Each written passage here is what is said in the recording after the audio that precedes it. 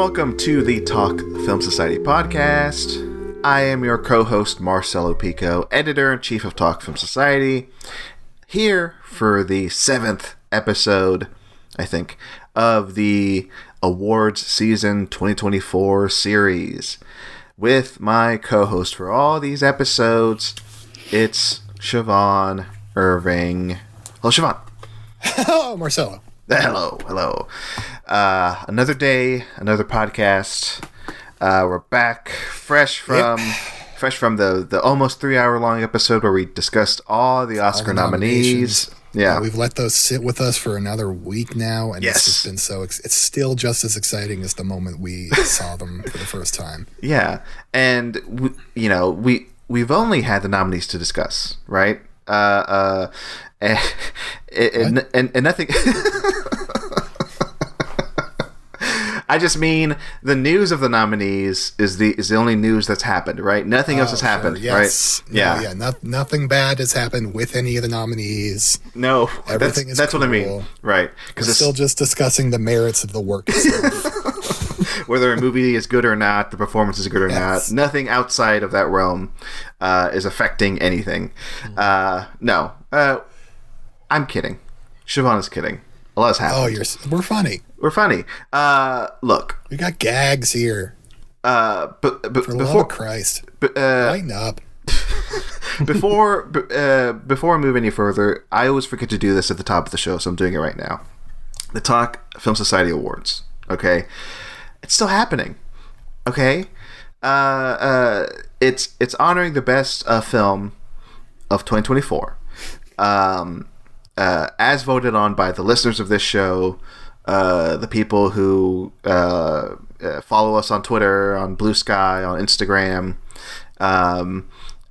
anywhere else, the newsletter, anybody at Patreon. I guess there are a lot of things out there for Talk Film Society where it's Siobhan, I've been meaning to ask you this, and we were asked this by a former guest. What are we going to call our Talk Film Society members? No, that was Elise, right? It was Elise. She had a good pitch. I forget what it was. Socialites. The Socialites. Yeah, you know what? Yeah, that's a good name. The Talk Film Society Socialites. Okay, fine. We invented it, but I should just scream through the door and say thank you, Elise, because she's right next door. So the Socialites. So for the Talk Film Society Socialites, you can still vote. I think the first round is over, but by the time this comes out, vote in the second round, and we'll talk about the nominees of this year's Talk Film Society Awards next episode. Pretty sure. So there you go. The link is talkfilmsociety.com/TFS Awards. That's it. That's what I want to say up top. Okay. And then before we do anything else, I think we should bring in our guest, Siobhan, because yes, we have a guest. Guest? Yeah. I'm sorry to bring this up to you now, Siobhan, but yeah, somebody's been waiting here in the Zoom room all this time. Well, this is a surprise. Yeah. In the Zoom room. I haven't looked at the Zoom. I didn't know about this. You've had your eyes closed this whole time. Blindfolded. Yeah. This whole show always. This guest, Siobhan, yes, it's a surprise to you. And for those who are just blindly...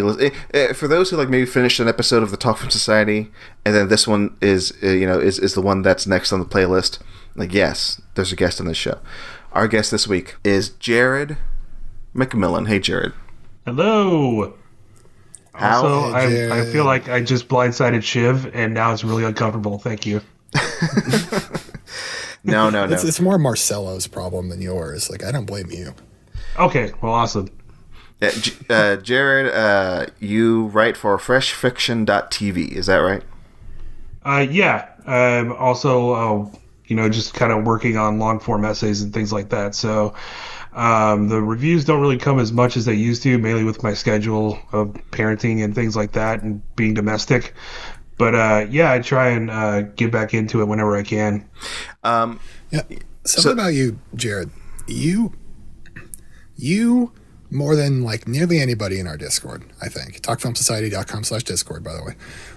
I think you more than anybody seem to have a more interesting and diverse selection of choices. Like whenever we do these, whenever we go to the Discord and ask for people's picks, you always bring up a lot of films that like I have not heard of or like are kind of undersung. Like I remember last year you talked about All Dirt Roads Taste of Salt a lot, and like you have interesting choices. That's why I thought you would be a good guest to do for this, especially for the writing episode. We haven't talked about it. But this is best screenplays originally adapted. Yes. So like I thought you would be a very good guest to come in here. Maybe give us some left field picks. Maybe give us some, because you seem to have good taste to me. That's just all I want to say. You have good taste.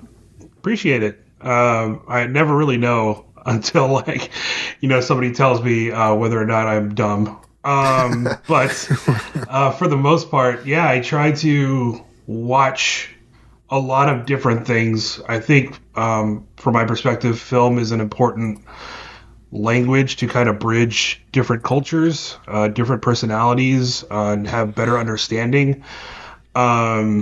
It's just something that I've kind of tried to stick with. Like I've been writing about film for almost 10 years now. And, I did film studies in college, and a lot of that dealt with film theory. Like I took a lot of philosophy of film classes, sociocultural analysis of film, and things like that. So it kind of broadened my perspective as to what film could be and what it could mean to me in terms of my personal outlook on life.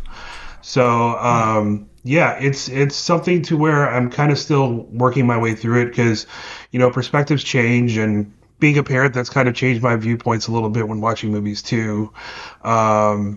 It's just things shift, but it's important to kind of have that through line, especially when you're kind of critiquing, because you don't want to lean too much into bias to your critiques, because then no one's either going to take you seriously or they're going to take you at this one viewpoint, which isn't the reality of how we watch things. I mean, I'm happy you're on this show, Jared, because I think you're a great person to talk to about this particular topic and also just award season in general. I want to ask you about the award season in particular. How much are you excited or involved with it each year? Answer that first, and then we'll talk about this season in particular and your feelings on that, Jared. So first, just overall, your feelings of the award season. I think it's interesting just from, just for the ecosystem of film itself, just from the fact of we could kind of see where everybody gauges their opinions versus the internal structure of Hollywood, if you want to put it that way. So I think it's really interesting just to kind of get that dichotomy between the outside and the inside. Especially when it comes to like film critics awards, you can kind of see that it marries more towards the art of film, and then the award season kind of tries to bridge that gap, even though sometimes it just falls on its face. But it's still interesting to kind of get those different perspectives, kind of feel where your, I guess, sanity is with regards to watching movies. But I mean, full disclosure, I'm actually a voter for the Independent Spirit Awards. So voting actually opened today. So at some point this weekend, I'm going to turn my ballot in. But it actually is one of the things I look forward to the most, because it gives me those different voices that aren't going to be more in the forefront of that ecosystem. Oh, yeah. That's why I love the Independent Spirit. It's like you're going to see, just by virtue of having the first film and first screenplay categories, like you're going to see some interesting picks, some new voices, yeah. I mean, spoiler alert, but one of my adapted screenplay picks was this film called La Cucina, which I watched for the Spirit Awards, and I wouldn't have had access to it. Like, it came out in, I think it had its release date in October or November. And, it's about this kitchen within a New York restaurant, and it's basically like a lunch rush. and it leans into all these different voices that happen. It's not just, the Hispanics that are working in the back doing, dishes or anything like that. Like, there are different personalities and different cultures all trying to exist within this tight workspace. And so there's a lot of tension.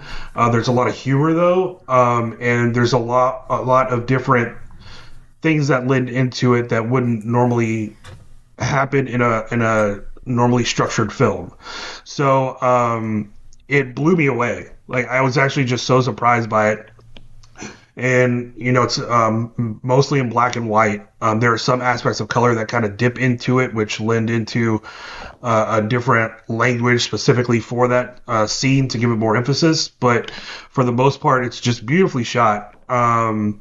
The director, Luis Palacios, just really had this vision, and it's an adapted screenplay from this play called The Kitchen from like the 60s. And I think they adapted it to a film before.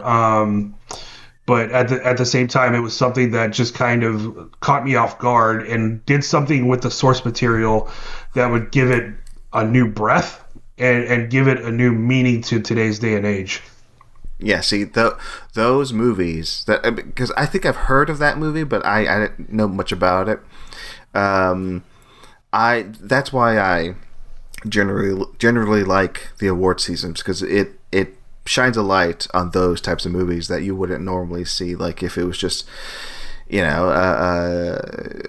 summer blockbuster season, or just the dregs of where nothing big is coming out, or nothing important I think is coming out other than just like studio films. So yeah, let me ask you this, Jared. Let's focus in on the big Oscar contenders of this season.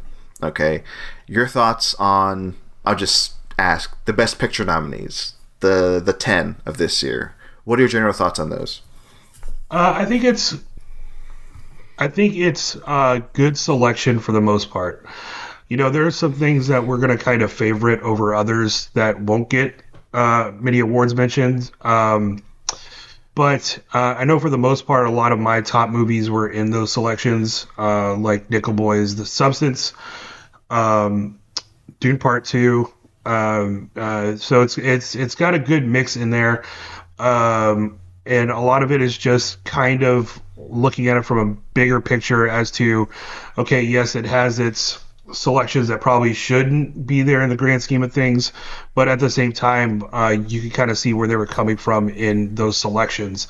Now, the interesting part is what happens between then and, the voting season up to the award ceremony, so that's where it's kind of going to open our eyes a little bit as to what voters are doing. But from my perspective, I just kind of went, oh yeah, this is pretty much what was going to be in there. What about y'all? What did you think? Well, if only there was a episode where we dove into it. No, I'm kidding. I don't know. I'm still pretty mixed about it. But yeah, good films in there. It is very cool that we got like a horror movie in there for the first time in, I don't know, 8 years, right? Like, it's there's definitely stuff to celebrate. Yeah. The top ones, I don't know so much about. I've not seen The Brutalist yet. I'm pretty excited too, but I know the one that has that is leading in nominations, I'm not very excited about. So like, it's just like, I don't know. It's every year is a mixed bag to some extent, but like, I compare it to last year or 2019, like where with Parasite, where like things just seemed really good, and like this is a more middling year, but it's still good. Yeah, I'm gonna be honest, and I know I'm hosting a award season Please series. Be honest, myself. If anything, I'm not brutally honest. I think I'm already tired of this race. Yeah, and maybe that's just because of the last 3 days. Yeah, the social media burnout's definitely there. Yeah, and the fact that, I think rightfully so, the fact that one film is being talked about over and over and over and over, for good reason, I think, because the director and lead actress are not great people. Yeah. Yeah. Emilia Perez is what I'm talking about. So that's been a drain, because I wish there was another movie we were talking about for another reason, for any other reason. Sure. But yeah, that's where I'm at right now. And maybe this will go away.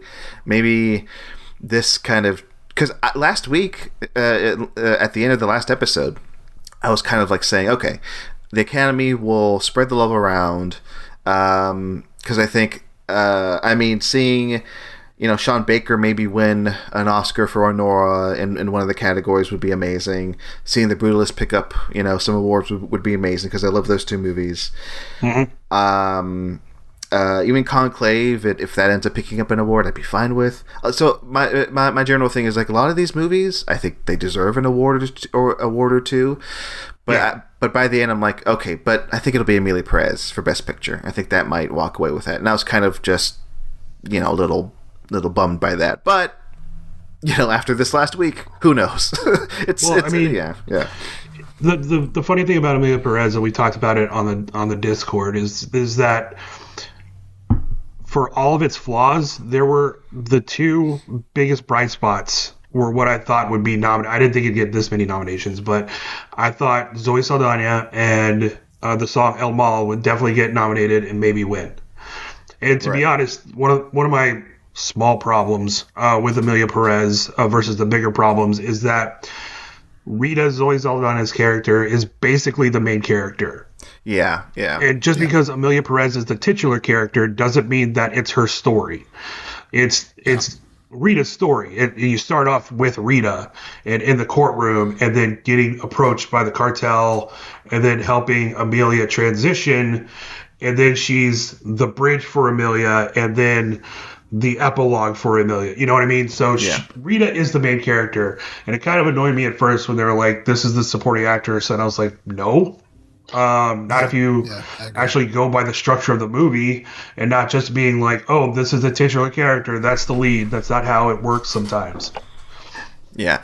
And to be honest, I think that's the kind of fun, in quotes, of award season is the category shuffling of some of these nominees. And I agree. And I was going to say, well, for the Talk Film Society Awards, I'll say this: Emilia Perez will probably get nothing. I'm pretty sure. Like, it'll get no nominations, right? Almost guaranteed. But in other years where that was a thing, where okay, is this the lead actor, actress, or is this a supporting? I go wherever the votes go. Like, if they want to put it in, because I know this happened once in the last 10 years of me doing this, but I forget exactly when. But yeah, I did a shift where it's like, okay, I see all the votes going here in this category, where like in the Oscars or in other awards shows, they put them in like a category where they shouldn't be in. So I always go where the votes go. And it's just odd. Well, I don't think it's odd. I think it's very much on purpose of Netflix and the PR people behind Emilia Perez saying, oh, we can get assuredly Zoe Saldana an Oscar by putting her in Best Supporting Actress. That's so funny that it's Netflix. They've been trying so hard to get into to get Best Picture for so long, and they were so close this year. They had the lead. They're cursed. And then it gets fucked up like within the month before the Oscars. And, so funny. I think there might have been. I can't think Netflix puts out so many movies, but there were probably better movies they could have put their weight behind. But the second part of what we're talking about is, Emilia Perez was just kind of like on the awards circuit. It was still there, but it didn't really have any sort of go to see it with the general public or anything like that. And then once it got more awards nominated for any foreign movie, surpassing Crouching Tiger, Hidden Dragon, and Roma, everybody went, what? Okay, now I have to see this. And now everybody's seeing it, and you're just seeing a lot of backlash. Before, like I saw on tweets and things like that, but there was people coming out and going, this is right here? So everything is kind of lending into itself. Like, I'm not saying that the system will fix itself in this instance, but there's just a lot of things happening right now that I don't think people are accounting for. Like, I feel honestly terrible for Zoe Saldana right now, and Selena Gomez a little bit too, because they're arguably the bigger stars of the movie, and also the ones that got like a career boost from it more than anything. And so now it's like, oh, should we distance ourselves from this? How do we go on? Yeah, it's. I'll bring this up because I thought it's hilarious. I think the news that in Mexico they were screening it, and one of the theaters there has this like guarantee of like, oh, if you walk out 30 minutes into the movie, you get a refund. And there were so many cases of people walking out and not getting their refunds that the Mexican government had to be called in to investigate this, because wild. There were so many people walking out, so many people demanding refunds in Mexico watching Emilia Perez. I love it because it's not a good. I've gone from. That's the thing. Okay. Go ahead, Jared. Like, the most audacious part, and everybody's gonna probably nod their heads with this, is La Vaginoplastia, right? Oh, like, it's within the first 20 to 30 minutes of the movie, so you're automatically getting this surreal musical number, and in the context of things, it's. Rita is not taking this seriously. She thinks she's just going to be on this, spending spree, just doing whatever, and just going back with news like, we can't do this, and just kind of like whimsically jotting notes down and making a big scene about it. And literally, after that musical number ends, she gets kidnapped again and threatened with like, do you think this is a game? So in the context of the musical number itself, it makes sense with regards to Rita's mentality as she's being launched into this thing for this drug lord. So if you wrap it around and frame it properly, it's there. It's just the lyrics are so outlandish that you can't run away from it. You can't do it until you're out of that space. You can't sit there and go, oh, this is why it's this. Like, I had to wait until the movie was over. It was like, what was that about? And then I had to rethink, like, what happened immediately after him. Oh, okay. Like, that's where they went with that. But if you're watching it and you have something like, hey, first 30 minutes or it's free, then everybody's going to be like, oh, this number? We got to go. Like, this, like, not only just the audacity of it, but just in terms of the LGBTQ mentality of it is just like, whoa, what? So I think I've come to an understanding and a grasping of it more after I've seen it, but in the moment, it's just takes you aback. You're just going, what is this? Yeah. And so if you turn it off early, because it's Netflix, you turn it off early and not watch it and not give the rest of it a try. And not to say that any of it gets better, but I will say that El Mal sequence, the musical number, is amazing, just in terms of how they light it, how she dances around the tables and things like that, and the song itself. But nobody's going to give the rest of it a chance because you have this one hurdle that everybody's like, no, I'm good. Yeah. I'm for the Wicked episode of Stage to Screen, the way we recorded that was first half of that episode was before we saw Emilia Perez. We saw Emilia Perez, me and Elise Poston, and then we recorded the second segment after seeing Emilia Perez. I want to go back and listen to my reaction after seeing Emilia Perez, because I Masterpiece. But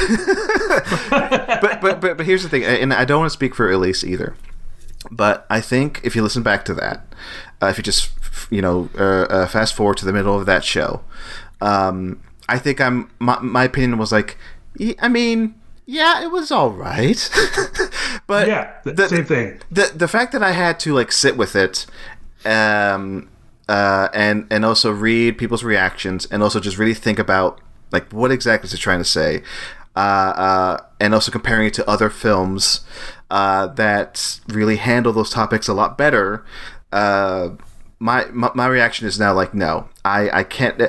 I hear you, Jared. There are parts of that movie that I think work, but it's just so, the tone shifts so much, so fast, and in the end, it just becomes just something that is so unforgivable. I think that I can't stand by really any of it now. So yeah, and also I'm not gonna speak for Elise, but I think if you listen back, she's more positive about it than I am. But if you ask her now, she'd be like, no. She's like, no. Yeah. I think when I first saw it, I immediately did a Letterboxd review, and in it I said, you know, when you take big swings, the misses are going to be that much bigger. Yeah. And that's what it was. Like, for everything where you can say, oh yeah, it would be something over here, and be like, oh no. I had to take out the performances because the performances are very good. They are. And most of the musical numbers are colorful and have a different feel to them and something that kind of makes it stick out for a musical. But everything surrounding it is just so off. And I think I called it visual dead naming, because you're basically using the story and not really answering a lot of the mentality of what goes through in this process, and leaving everything up to did the drug lord need to do this for himself to become herself, or was he doing it to hide his old life? And it's a very transphobic way to approach this material. Yeah, I think even the use of like her pronouns in that movie is quite jarring, and it's coming from a filmmaker who does not know who shouldn't be speaking on these type of topics either. It's, you know, there's a lot going on in there that doesn't work. Siobhan, what do you think? She cleared her throat. Yeah, Siobhan's like, fuck this movie. No, it's go ahead. When Siobhan. it was over, as I was watching it, I felt nothing. I felt like I really had no thoughts going through my head. It felt like a really dead, empty movie. And when it was over, I was left with, what was that about? What was the point of that movie? And I still don't know. It feels like such a nothing movie. I don't know how anybody gets anything out of this. I wish it was not in the position that I'm happy it's in the position it's in right now. Yeah. But I wish it was not something that had been celebrated for months. Yes. I think, look, the most damning thing I can come back to is we go to, I mentioned this on the show, a previous episode to Marcelo, where we go back to Cannes last year, whatever. It won the jury prize and it won Best Actress for all the actresses in the movie. Yeah. But it lost the Queer Palm, which I think that is just like a perfect encapsulation of, like, okay, so it is not a transgender movie. It is supposedly a movie about cartel violence, but it knows nothing about that. Mm-hmm. It does not know what it wants to be. It does not know how to be anything other than this dramatic musical using these very real topics so flippantly, to the point that it's not even offensive. It's embarrassing. Like it is just embarrassing for the filmmaker. Like it is just a gross misuse of so many important topics. Like it's an embarrassing movie. It really is. Yeah. So I want to cut us off here because that's the news. Please. But actually, you know what? I've got one last. Okay. Siobhan has something. Yes. Jared. So we've got a channel, a Discord, Talk Pro Wrestling or Sports Entertainment. Yeah. You are one of my 3 wrestle buddies. You, Marty, and Noah Cassidy. And that fill that channel with constant talk. And about professional wrestling. Now, we are doing this episode, we're recording this episode on the eve of WWE's Royal Rumble. Oh, that's happening? And I just want to get your picks on wax. Who do you think wins the men's Royal Rumble and the women's Royal Rumble? That's a good question. First off, I'm probably not going to watch it. Second of all, I know you're not as big into WWE, especially. No, and it's nothing to do with the talent, of course. Save for Punk, who I think is going to win the Men's Rumble. Wow. And the Women's Rumble is more of a toss-up. I think it's going to be maybe a surprise. I know there's talks of Jordynne Grace possibly coming in now that she's done with TNA and is signed with WWE. So I wouldn't be surprised if they run with it and kind of get her versus Rhea for WrestleMania. But there's also Charlotte is coming back, so which will be interesting to see how the crowd receives her. So yeah, it could go a lot of different ways. I hope everybody has a good time watching it. I'm going to be watching Collision. So okay. So you're saying CM Punk and you're saying Jordynne Grace? Probably Charlotte. I'll go with Charlotte. I'll copy you because I don't know anything right now. I'm so tuned out. I don't even know who the champions are. I don't know. You wanted to talk about it? I just wanted to bring it up. You're one of the wrestling guys. I say it every time I bring your name up. I am going to Collision on the 8th, so I'm super stoked for that. Yeah. I can't wait to get to an AEW event. I've been to a few WWEs, but the one AEW event happened like a month. Like the first AEW event to ever happen in Iowa happened like a month after some stuff happened in my life. Yeah. So it sucked. But I'll make it one day. I'm excited to work. Believe in you. So there you go. Thank you so much. There's a segment called Talking Professional Wrestling here on the Talk from Society podcast. The one and only. Yeah, the one and only. We should start a separate pod, Shiv. I'm just saying. Well. Hey. And now, we're originally going to talk about something else, but Amelia Perez ate up that entire segment, so... Amelia Perez ate. That was your review on the Wicked show. I'll tease this, and I think we'll talk about this more down the line in this season. I don't want to completely forget this, but David Lynch passed 2 weeks ago. I'll ask Jared your take on it. Just your thoughts, feelings about David Lynch passing. I mean, it's a difficult thing to kind of, not I want to say process, but it's a difficult thing to kind of realize that the art that we've studied or appreciated or come to have a foundation for how we view movies now is dying. And David Lynch, I know he'd battled emphysema for a long time, so it wasn't too surprising that he passed. I think isn't that right? Like he did have emphysema, if I'm not mistaken. Yeah, that's correct. Yeah, it was announced earlier this year. Yeah. So, but at the same time, it's like, oh my God, one of like the last original artists from like the 70s, 80s, like the eras where we were born and growing up in, like is gone. And so, and hopefully like it got a lot more appreciation after his passing. Unfortunately, you want to give people their flowers when they're alive. But I remember I had watched some David Lynch, here and there, like just working at, video retail and stuff like that. But in college, I watched Eraserhead for the first time. And I just sat there and went, what? Like, someone said, please make this and we're going to put it in theaters.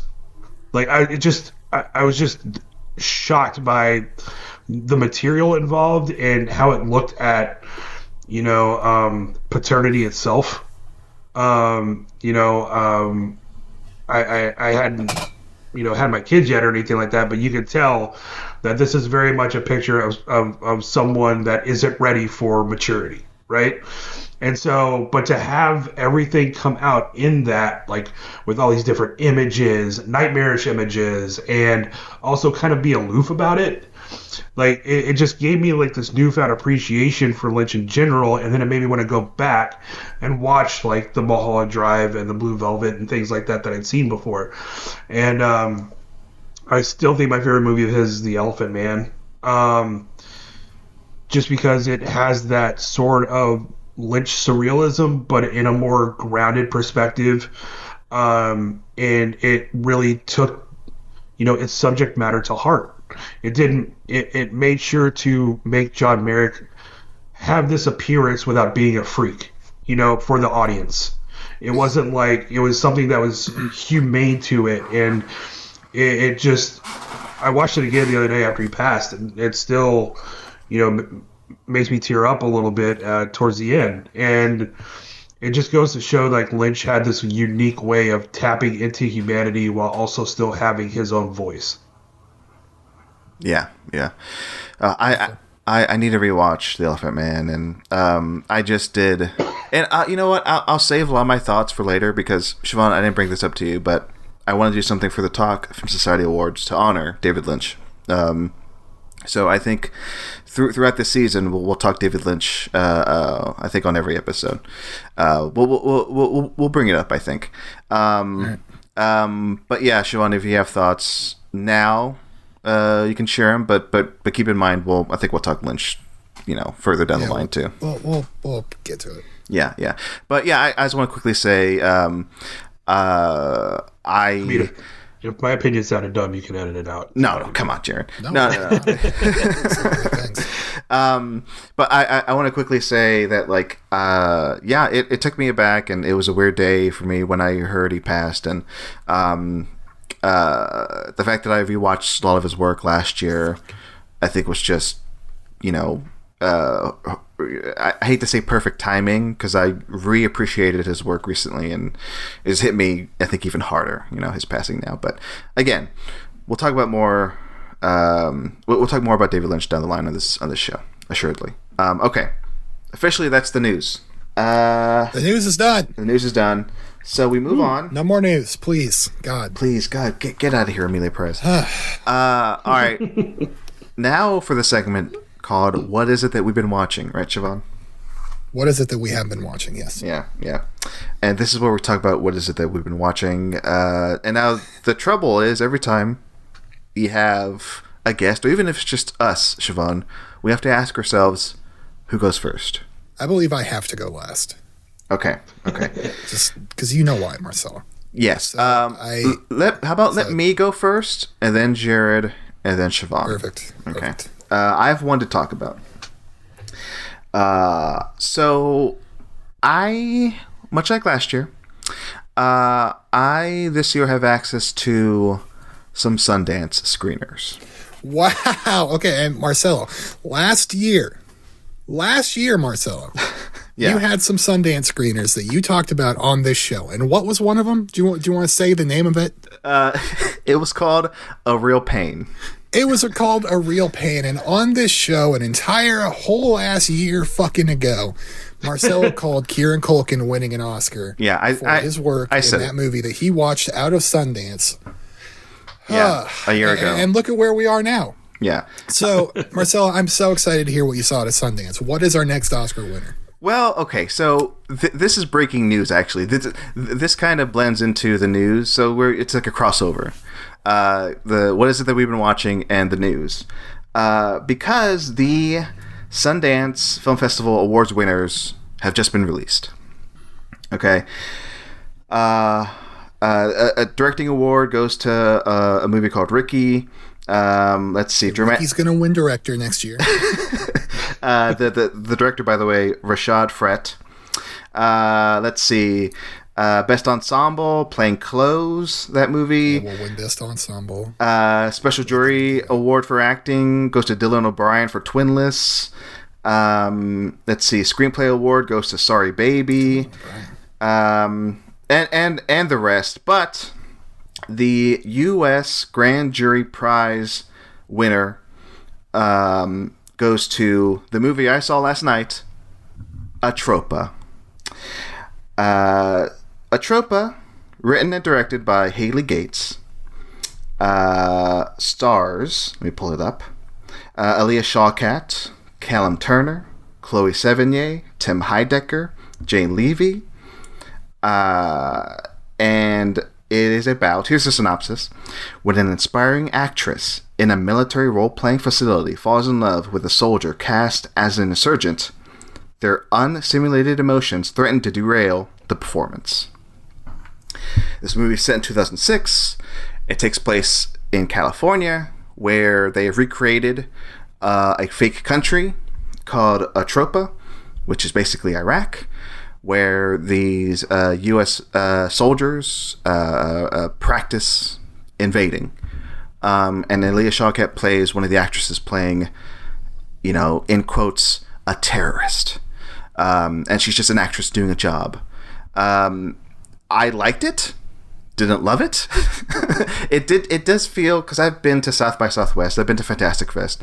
After the movie ended, I turned to Elise Poston, the co-host of Stage to Screen, former guest of this show.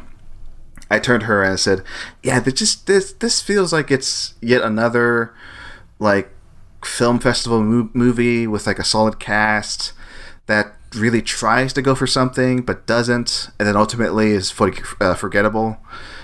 Yeah, there's a lot of good stuff in this, but I just wish it went a little bit further.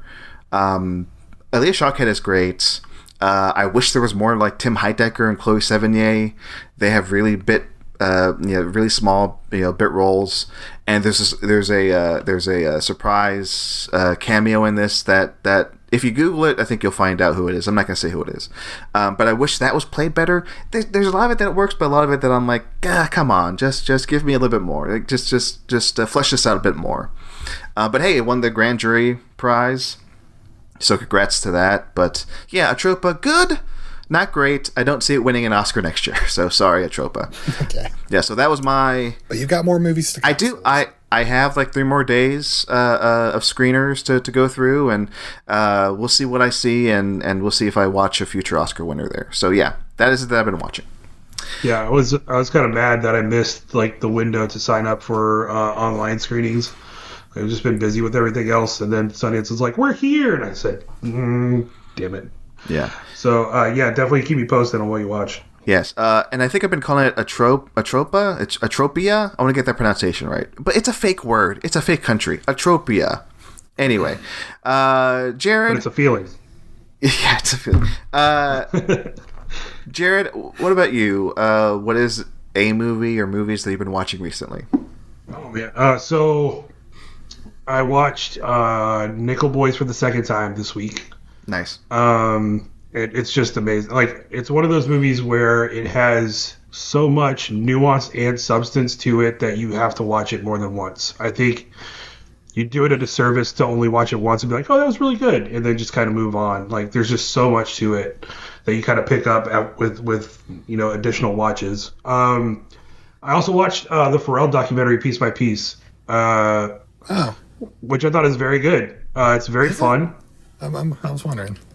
It's entirely done in Lego, and it's cool how they actually like had the audio interview and then just kind of put Lego over facing like the audio. So there's at one point where Gwen Stefani's talking to Morgan, the director, and she goes, "Oh, I think they're mowing," and goes like to the back, like it shows her in Lego form going into the backyard and telling the gardeners to stop because they're filming. And so like little cute things like that.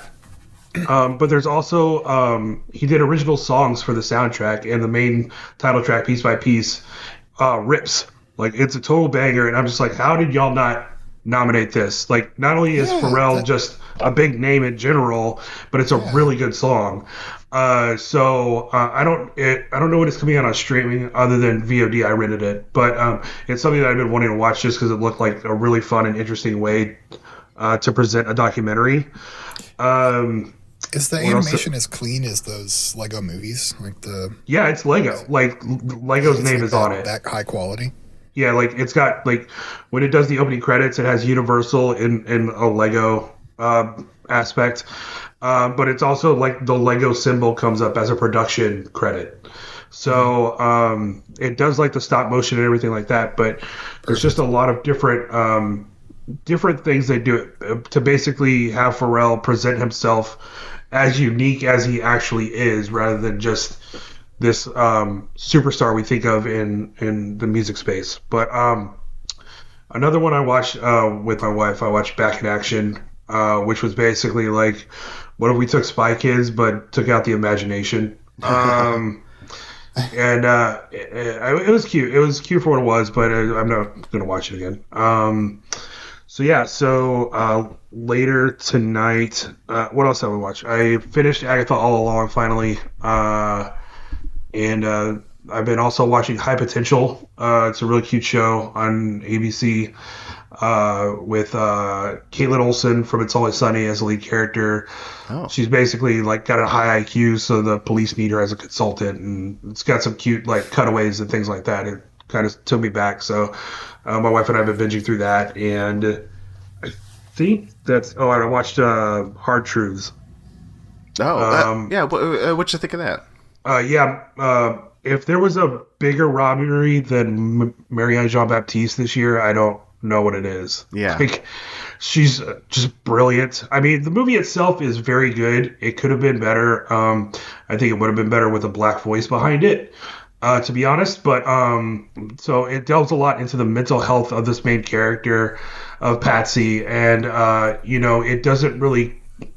It's not really able to kind of dive further into it. It's just everything is kind of, I don't want to say topical, but it's just very surface level. And I like movies where I need to like kind of piece it together for myself. It's not force fed me, but at the same time, it's like still lacking a little context to it. But that all performances in there are really good. And I think Maria Jean-Baptiste, I had her, I think she was my number one for the TFS Awards ballot. But yeah, she's incredible. I think that's pretty much it. And I think later tonight I'm going to watch All We Imagine As Light and No Other Land at some point this weekend. Oh, yeah. I liked All We Imagine As Light, and I see they're playing No Other Land here in Austin in about 2 weeks, so I'm going to get my ticket for that. I'm eager to see that. By the way, Piece by Piece streams on Peacock starting Feb 7. For anybody who wants to see it, yeah. Well, you can have my $5 for real. And I agree with you about Jean-Baptiste. I have not seen. I never get this right off the top of my head. I'm Still Here, right, with Fernando Torres. Yes, I can't find it anywhere. It's playing here in town. Actually, I'm seeing it Sunday. So I'll finally cross it off the list. That'll be the 10th one, Best Pictures movie. So I would have seen them all by Sunday. But out of the 4 out of 5 I've seen, it was a shocker for me that Jean-Baptiste wasn't in there in the 5. But anyway, Jared, thank you for sharing what it is that you've been watching. Siobhan, you've got the mic. Marcelo, I don't know if you've heard about it, but there's these new 4K restorations of the Kill Bill movies. Yes, we talked about it in full last episode. I talked about the part 1 last week. I did. Yeah. And so did I. I ended up watching part 2 this week. Still looks pretty good. Honestly, I was more impressed by the first movie's presentation than this one. Oddly enough, but it still looks quite good. And the movie, it still doesn't quite hold up for me, but whatever. But, the main reason I'm here, I've got my own segment here. By the way, before we jump into that, I want to say I recorded the Soderbergh Manifesto episode with Mike Schindler this past week. That'll be out soon. But I asked him, please, for my sake, for Siobhan's sake, for any listeners who are confused, please go into detail about the 4K restoration transfer of the Kill Bills. So if you want to hear that, Siobhan, or anybody listening, he goes on for 5 minutes, going into full detail about the digital intermediates, the film to digital, the color correction, about Kill Bill. So there you go. That's a tease for the Soderbergh Manifesto. See presents, then listen to that episode. All right. So I've got my own segment here. I have this was established last week. I have a sniper dot trained on my head. It has not left me for this entire week. It is one of Schrader's shooters across the yard. Schrader shooters, of course. Hold on. I don't know if you heard that. That was the theme song. So this is a segment where I'm trying to watch all of the films, or as many films directed by Paul Schrader as I can. I started this at the beginning of this whole award season thing. Forget about anything he said or done. Paul Schrader, I think he's an amazing director. This week I watched one movie that's kind of two movies. I watched one movie twice, sort of. I watched Dying of the Light, and then I watched Dark, which is his director's cut of Dying of the Light. Dying of the Light was taken away from him, and he had to put together, and then like a few years later, he didn't have final edit, mix, anything. He didn't have any input on any of it. The movie was taken away from him, and then a few years later, he cobbled together his own director's cut using like his own DVDs of like stuff that he still had from the production and what was available on the officially released DVD, which is really interesting, really kind of like cool, like underground way to do it. And then he just put it up on pirate sites, did not try to sell it or anything. Which I think is dope as hell, honestly. But anyway, Dying of the Light, it's about a decorated aging CIA agent who's diagnosed with aggressive dementia, and he's too proud to Nicolas Cage. He's too proud to retire, and instead goes rogue to chase a terrorist who he had an encounter with decades ago, who's been believed to be dead since then. I would say it's much better than your average Cage straight-to-DVD movie from that era. This is like 2014. Got a good Anton Yelchin performance in there. It was nice to see him again. And, you know, it's got some of the Paul Schrader trademarks, you know, revenge, talking about aging, you know, like gray areas, morally, piece of shit main character. But like this cut of the movie, like Paul Schrader would never make this. like it ends with like this rah American speech that just like it is not something. And about how the CIA is like that basically comes across as like the CIA is a good organization, which like that's just not something Paul Schrader would do. Paul Schrader's Dark, on the other hand. It's a lot more interesting. Like, Dying of the Light is like more conventionally edited. It feels like a more conventional movie. Dark is not. It's got this like really aggressive editing style,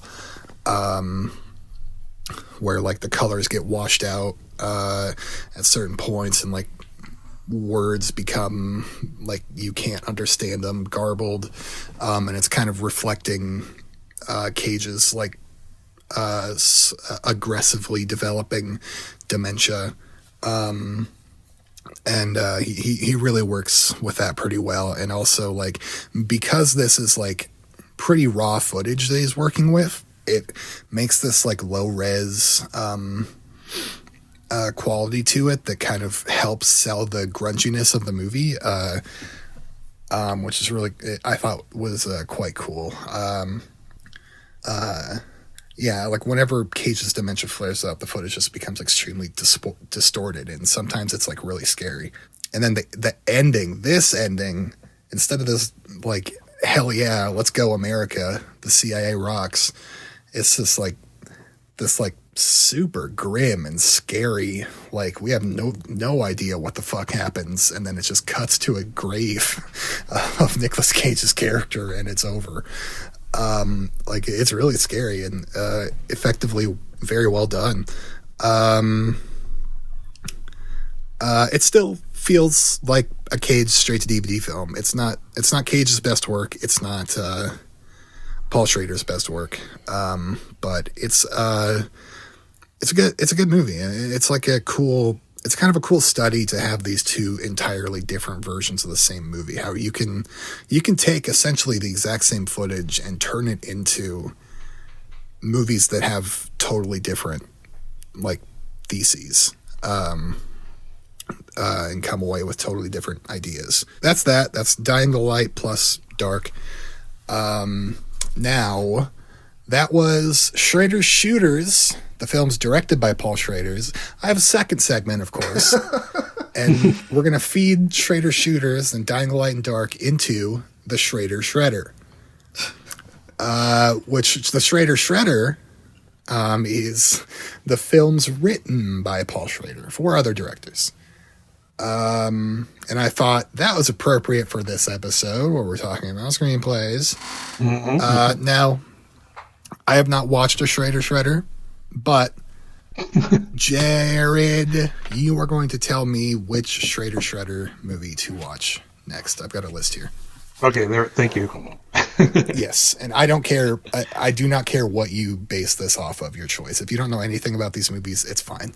Sure. Okay, so you're choosing from The Yakuza, The Walker, There Are No Saints, City Hall, Obsession. Is City Hall the one with Pacino? It's definitely got that one does have names. That one has more names than the others. What year is that? 96. Yes, it does have Pacino, John Cusack, Bridget Fonda, Danny Aiello. Yeah, that's actually a pretty good one. From what I remember, I'd only seen it like once, like when it came out. But I mean, it's also directed by Harold Becker, who has a pretty good, decent track record. If you like, those kinds of thrillers, like I think he did like Mercury Rising with Bruce Willis. Yes, he did. I'd go with City Hall probably. The Yakuza is also pretty good. Okay, City Hall. We're watching City Hall for next week. Okay, thank you. That is the end of Schrader Shredder. Now, Marcelo. All right, yeah, and we can move on. That is what it is that we have been watching. Oh, yes. I thought you had one more, but two is enough. No. All right, that is that we've been watching, as Siobhan just said. And now on to the main topic. The meat of the episode. That was the bread. Now it's time for the meat. The nitty-gritty. The categories. Best supporting screenplay. Nope, that doesn't make sense. Best adapted, best original screenplays. We have a top 5 for each. So what's the math on that, Siobhan? How many in total are we talking about? That is 30 in total. I have some honorable mentions. But yeah, and now time for the mini segment of this segment. Who goes first? The meat. Yeah. The meat of the hamburger sandwich. Okay, so first to decide, original or adapted, which one are we doing first? Yeah. Pull it out. Okay. Jared, please choose heads or tails. Tails. I'm flipping a hockey puck right now. That's what I told Siobhan to pull out. Yeah. Marcelo, you get heads then. Okay. It is tails. Jared, are we doing original screenplay or are we doing adapted screenplay? Let's go with adapted. Let's go adapted first. Okay. All right. Now, Marcelo. Okay. Heads or tails? I'll go tails. All right.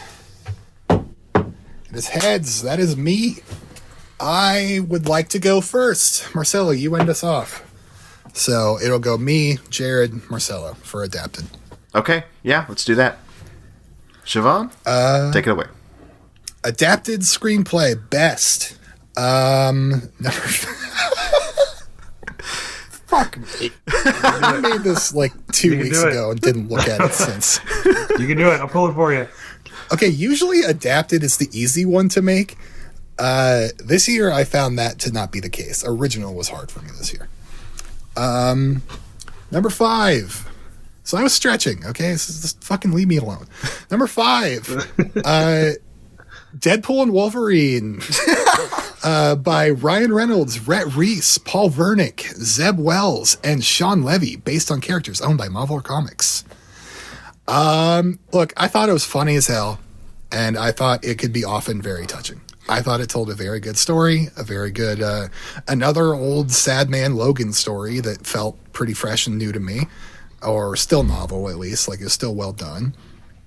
And his whole relationship with Logan, or with Deadpool, I thought totally worked. And then the entire stuff where we're going into the Netherlands or whatever the fuck to get these old characters their a new lease on life kind of thing. Like it felt like I genuinely believed the reverence it had for these films that I am nostalgic for, these characters. And so, like, I don't know, your mileage may vary, but I found it very touching. I found it and I found it very funny. I don't know. So look, leave me alone. Number 4, Richard Linklater and Glenn Powell, based on the article Hitman by Skip Holland. It's Hitman. Good movie. Good. I didn't write any notes. Good movie. Funny movie. Charming movie. Glenn Powell is very good. God. I sound like such an asshole. I don't know. I did not prepare well for this. Writing, by the way, like, you love writing. I was like this for writing too. It is harder for me to talk about writing, and I don't even know why. I don't know. I thought it was well written. All right, number 3. Scott Silver and Todd Phillips, based on characters owned by Detective Comics. Joker, Folie à Deux. They took what should have been a simple slam dunk sequel, and they twisted it into this completely unexpected, droll, depressing courtroom drama that stretches 2.5 hours. It's of just total misery. I think it's absolutely brilliant. It's 2.5 hours of Todd Phillips calling the people that loved Joker 1 assholes. Like it's so good. It's so meta. It's really great. The central themes of like celebrity obsession, reflecting back at people who love the first movie for the wrong reasons. The man versus the mask he wears. I found it all very fascinating and clever, like way more clever than I would have ever expected it to be.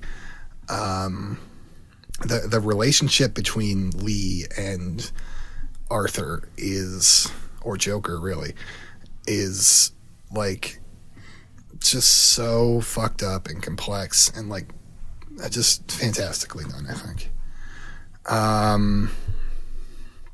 Number 2, Peter Strawn, based on the 2016 novel Conclave by Robert Harris. It's Conclave. Conclave. Again, the more that this movie sits with me, the more that I like it.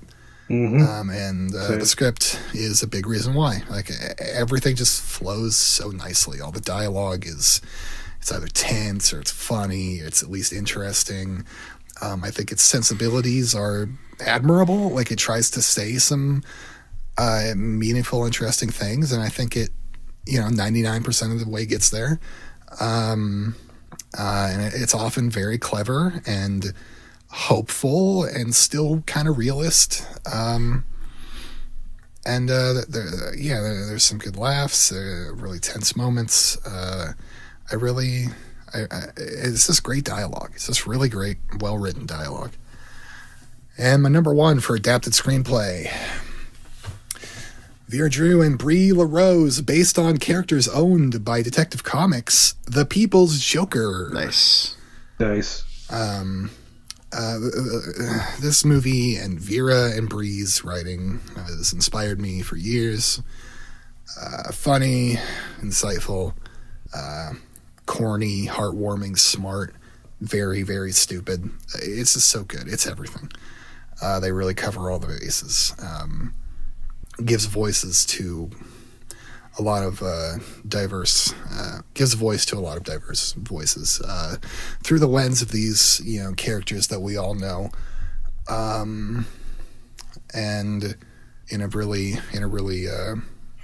just funny and clever way. Like I see the world in this movie. I think I've explained that enough. I I think it's great. I think it's really great. That is my picks for adapted screenplay. Nice. Jared? So for my number 5, and to be honest, I think I actually waffled from what I submitted in the Discord versus what I actually put on the TFS Awards. So for number 5, for adapted screenplay, I have Dune Part 2.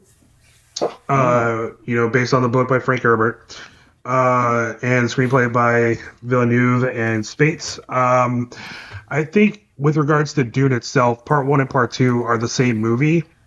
So in order for me to appreciate the breadth of it and how it shifts from Part 1 to Part 2, I think it's seamless if you watch them back to back. And I think it's really impressive on how they capture a lot of different things with their own voices. With regards to the second part of the book that they wanted to put on film, and how it ends with, Paul Atreides basically joining up with the bad guys and leaving everything on a cliffhanger that isn't really a cliffhanger. Like, it's something where you're just like, this, if they don't make another one, this is kind of a melancholy way to end it, but at the same time, I get it. So I thought it was really smart on their end on how they kind of framed everything. And yeah, I love the fight scene or the introduction of Austin Butler's character, where it's all black and white. And a lot of people thought it was like this weird shift, and it's like, no, that's the inside of the fight arena. Like, everything looks black and white compared to the outside. It's not something they just did, like, this tint shift just to do it. It's, concentrating on how it looks from an industrial side within those confines. So I like that a lot. Number 4 for adapted screenplay would be Sing Sing, adapted from the Sing Sing Follies by John Richardson, screenplay by Bentley and Quaynard, who I think just made another splash at Sundance. The name escapes me, but it's being talked about heavily right now after its debut at Sundance. Sing Sing, I think it's something to where you have to appreciate the fact that the actors that are used are former inmates and former disciples of the program, that they're, Coleman Domingo's side, and a star-making turn by Clarence Macklin. And just how they contribute their own experiences and blend it into the story that they wanted to tell with Coleman Domingo's character. It's really fascinating. It didn't seem something derivative. It didn't seem like it was trying to pander. It was just telling the story using the exact people that, had inherited their growth through this program of performing plays within prison as a form of rehabilitation. It's really fascinating. I think Coleman Domingo gives probably my favorite performance of the year from the actor's side. Maybe number 2, if I have to think back correctly, but it's just a really good film. Number 3, Siobhan already touched on it, but I have Conclave as well. Just the way that they layer the tension throughout the movie, with not just what's going on within the walls, but everything outside of it, with just kind of dropping hints about, hey, there's protests outside. These are what they're saying outside, and then there's an explosion that happens it seems like it's out of nowhere, but it's like, no, we were hinting at this before. You know what I mean? So and just the dialogue that stays with each character and how they approach the papacy, and how Ralph Fiennes keeps everything as a duck on water, and when he breaks the tape and goes into the former Pope's quarters, and just breaks down and starts crying because he misses his friend. And it's just little touching moments like that to where it creates a more layered approach into this material that could have just been like, hey, look at these jokers fighting over being a Pope. So I think it, again, like Shiv said, it's something that the more I think about it, the more I like it.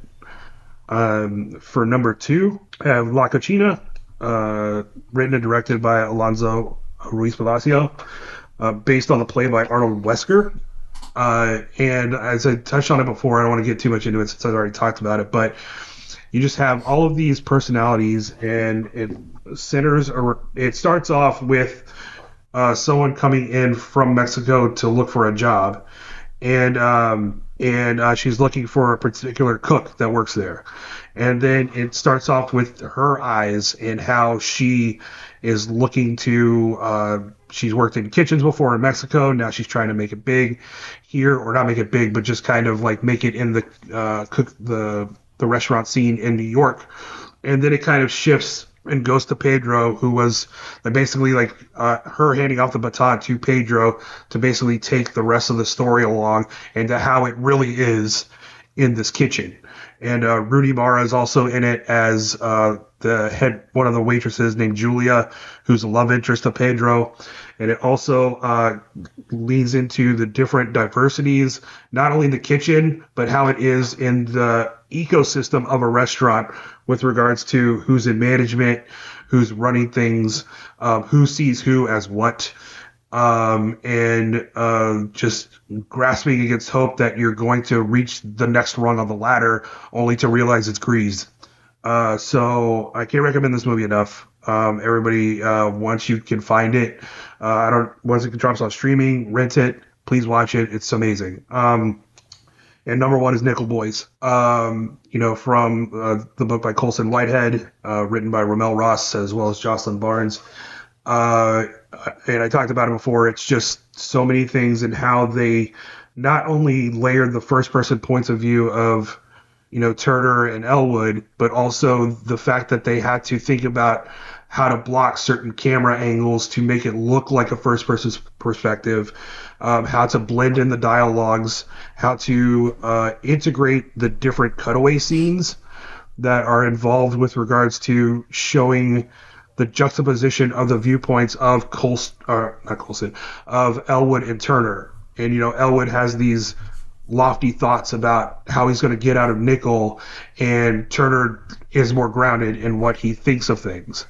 And so it, like one of the scenes that like really set me on this path of thinking how great this movie is was with regards to Elwood's Nana at the table cutting cake, and she's talking about how white America is going to view black America, but Elwood is going to succeed. And then you smash cut right to him being in the back of a squad car going to Nickel. And, and right then you have a layering of him thinking about the Defiant Ones with Sidney Poitier and Tony Curtis, where they break out of prison. So he's automatically thinking about like this movie that, makes it seem possible to break out. And then, it just kind of goes downhill from there, and just how they hint at things without overly stating it and making it exploitative while keeping in with this singular vision that's going to have a lot of different responsibilities, a lot of juggling, and to make it a narrative that's going to be both fresh in its perspective and be able to be absorbed by the audience.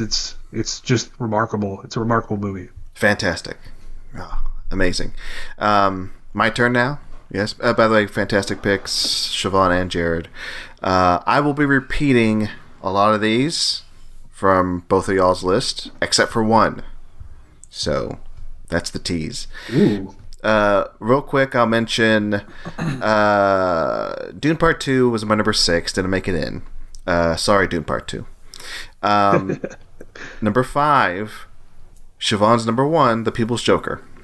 Like Siobhan was saying, it felt so refreshing to see these characters we've seen before in other forms of media, like cartoon, movies, in this movie, in this story that felt very personal, very original, and like Siobhan was saying, give voice to people you don't normally see on screen. So, loved the screenplay for People's Joker. That was my number 5. Number 4, Jared's number 1, Nickel Boys.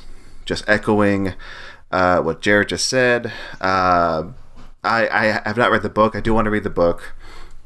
Same. But reading the synopsis of the book and like the differences between the book and the movie, I love that they went for the first person point of view technique, which has, I'll mention this now. I'll mention this.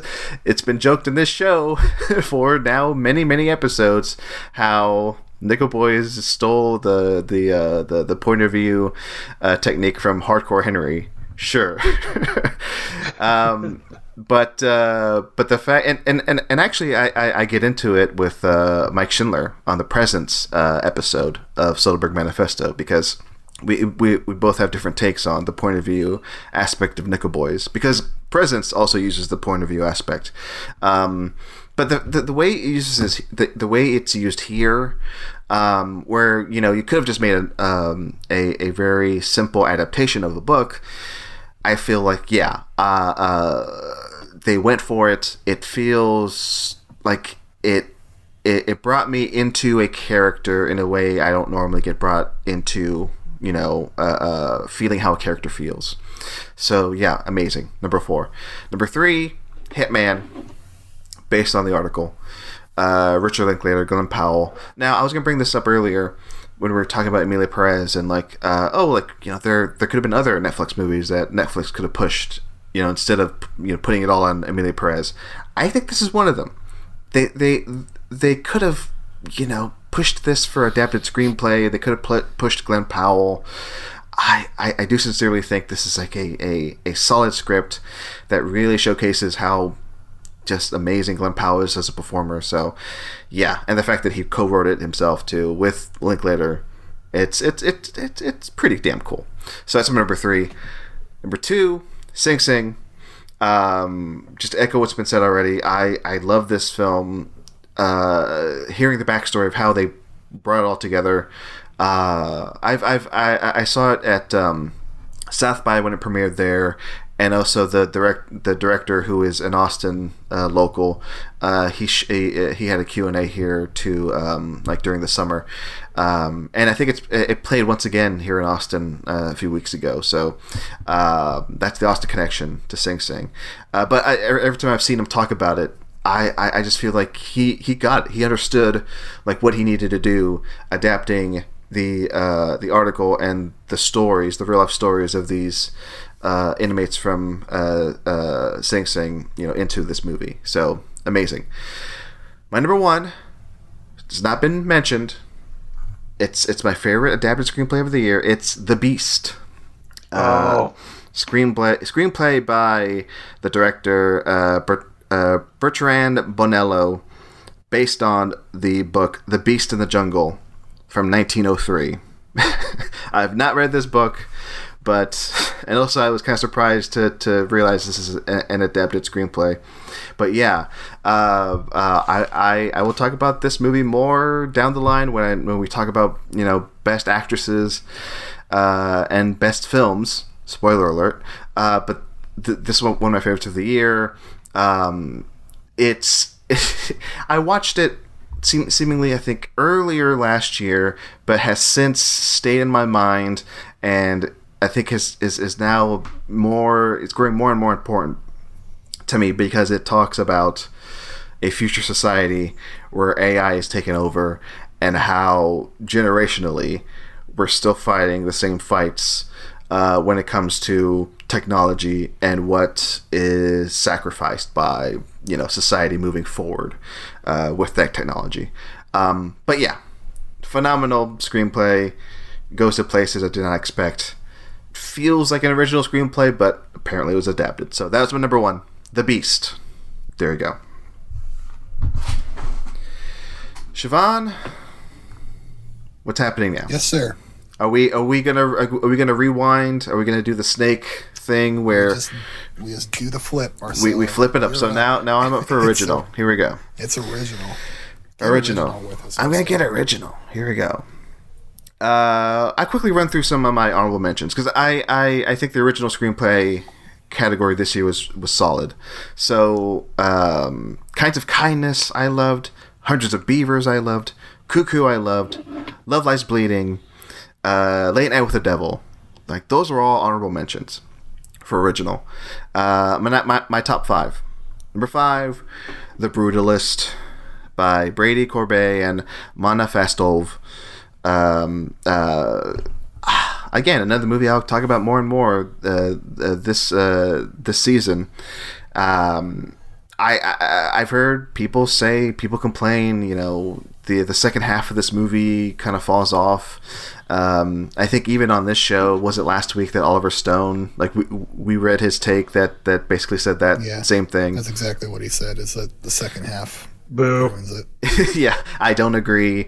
Even talking about it last night with former guest on this show and host of Stage to Screen, Elise Poston, like we had a nice conversation about like the second half of this movie and the epilogue and how it can be interpreted and like what the film has to say. And there's just a lot going on there that I think on the face of it, if you just take it for what it is, it's one thing. But if you really sit with it and talk to other people about it, it becomes something else. Like it's such an interesting movie that will change in how if you read more about it or if you think about it more. I don't know. If you rewatch it now, I've seen it 3 times and I'll see it one more time, I think. But yeah, I'm fascinated by this screenplay. That's number 5. What's better than that? Number 4, A Different Man, by Aaron Schimberg. God, this. Speaking of movies that stick with you, this I haven't vocalized this until now, and hopefully this makes sense.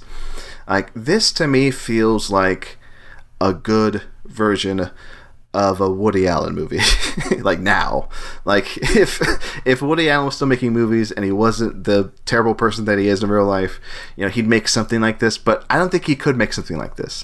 I think only the filmmakers behind this could make this movie and have it be as just laser focused on loneliness and relationships and making art and being a performer, but also have it talk about a person with a real life condition playing that part. And yeah, it's such a fascinating screenplay. I love it. So that's number 4. Number 3, hey, it's a Nora, Sean Baker, with a story that feels much in line with his past work, but also kind of is more not mainstream, but I guess like a tiny bit more easily accessible. But it does not lack the punch that his previous films have, in my opinion.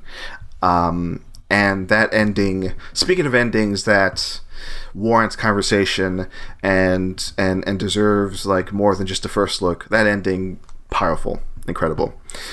So number 3. Number 2, Challengers. Justin Kurtzwe? I can't pronounce his name. Sorry, Justin. Incredible. I mean, cutting to the chase, I came in thinking, okay, I know exactly what this movie is, but the fact that it made me care about tennis, because of its characters, I think is that's why I love it so much. It's a huge win. It made me think about something that I didn't think I really cared about at all.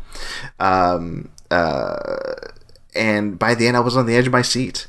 The person who I saw it with, like she pointed out, like, yeah, you were completely invested. You were leaning forward. You never do that, and it's thankfully because of this screenplay and how these characters are portrayed that I cared so much about a tennis game. So Challengers, congratulations. Number 2. Number 1. I debated this over and over, but I'm like, what is the best original screenplay for me? Like, what is the one I've been going back to and saying, yeah, that has some original shit in it that I don't see very often. The Substance. Yeah, I've seen it now 4 times. I might see it one more time because I just love that. Yeah, this goes back to a debate I saw on Twitter months ago about how can this movie pull so much from like Kubrick and Hitchcock and stand on its own as an original idea. And like, what are you talking about? I don't buy that. There's enough originality in here that is now has become its own novel premise. Like, I've seen The Substance referenced like on podcasts and in real life. Like, it has become its own thing. So when you can become your own thing, when you can become your own terminology in real life, you've succeeded. And that's just the tip of the iceberg with The Substance. It's my favorite original screenplay. That's it. I've talked a lot, so I'm just going to take a break here and say, there you go. I think Jared is up next. Jared? Yeah, excuse me. Original screenplay, I think it was pretty straightforward for me. I think there were a couple that I left off that I didn't want to, but there were a couple that I thought were just had a little bit more impression on me than the others did. Like Honora, for example, I left that off. But for my number 5 is one that was actually came out in 2023.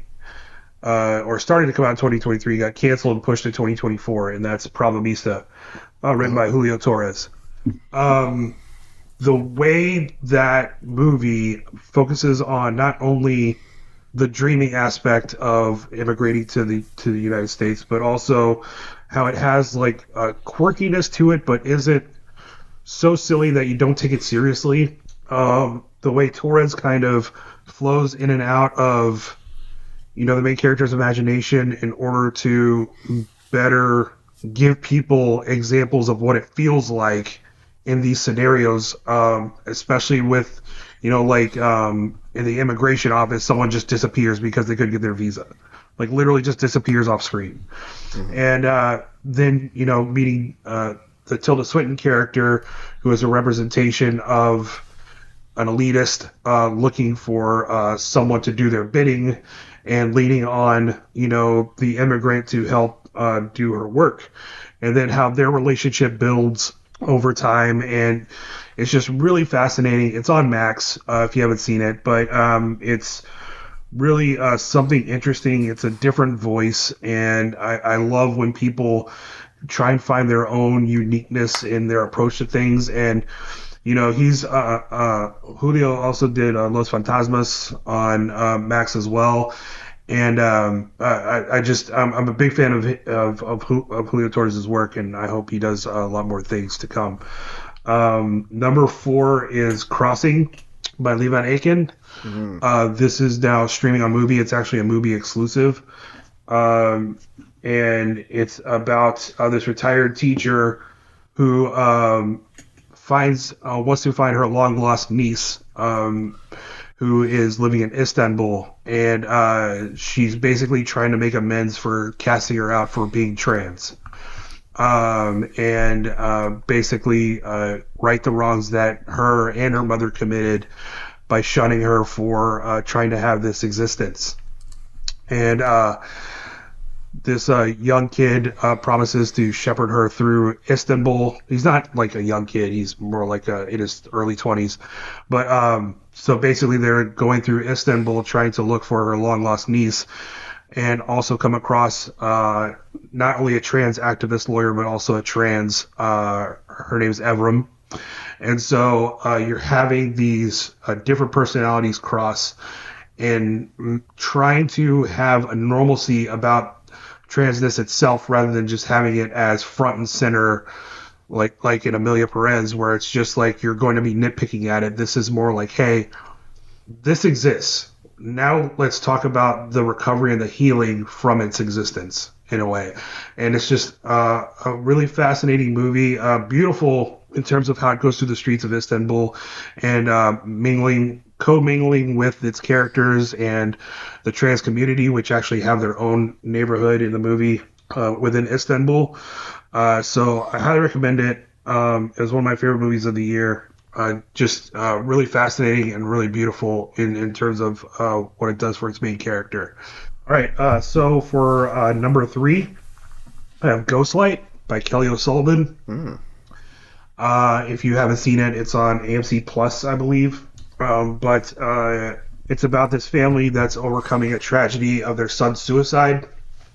And the main character, the father doesn't really know how to handle his emotions or his grief.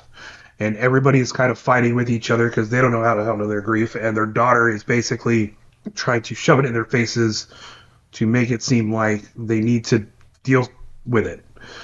And so he comes across one day, after having an outburst being recorded and getting fired, there is a theater group. When he watches them, they're all adults, and they're rehearsing Romeo and Juliet.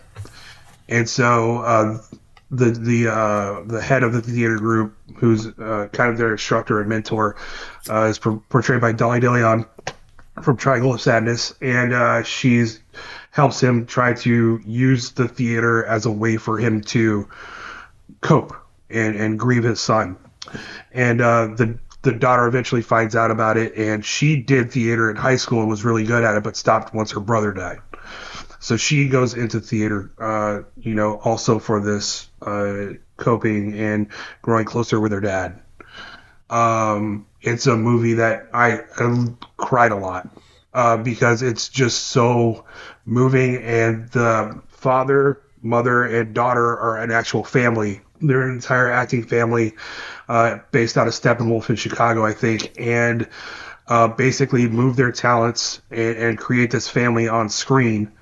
And Keith Kaffer, the guy that plays the main character, I think his name is also Keith, but he gives my favorite performance of the year for an actor because of how he moves through the emotions without overreacting, how he's trying to come up with, anger management through pain and figuring out his emotions and how to get back to being a family. It's just a beautiful performance, and it's a beautiful movie. I'm trying not to give too much away, but everything kind of ties into itself towards the end in the third act. And basically this family's able to heal. So if you haven't watched Ghostlight, please go watch it. I highly recommend it. Number 2, it's already been mentioned, The Brutalist. I agree that anybody that says the second half of that movie takes it down, you were expecting a different movie. I think that's the main thing about it is. Also, I'm going to say you're sexist because that's when Elizabeth comes in. But just kidding. I think with how it structures everything in the first half of This American Dream by Laszlo, trying to make it in America, but also running from Nazism and the dregs of World War II, and then coming into his own in a way that is both you root for him, but are also saddened by it because of his addiction and things like that. So how it moves through these eras and making sure it stays with Laszlo's struggle and not only being an amazing architect and not being able to express it as he wishes, but also tying it into the exploitation of the capitalism on art. So, I think it's really fascinating, and the second half takes it to another level and kind of makes you realize, like, oh, you thought this was going to be this? Well, that's what Laszlo thought too. And then you have the epilogue tie everything in with Zofia and the speech for Laszlo. I think it's a really well done screenplay, and especially to make something that long, over 3 hours, and not make it feel like it is special. I said the same thing about Killers of the Flower Moon when it came out, that it's something to actually take its time and make everything breathe and try and make sure everything lines up appropriately to have the ebbs and flows necessary for the story.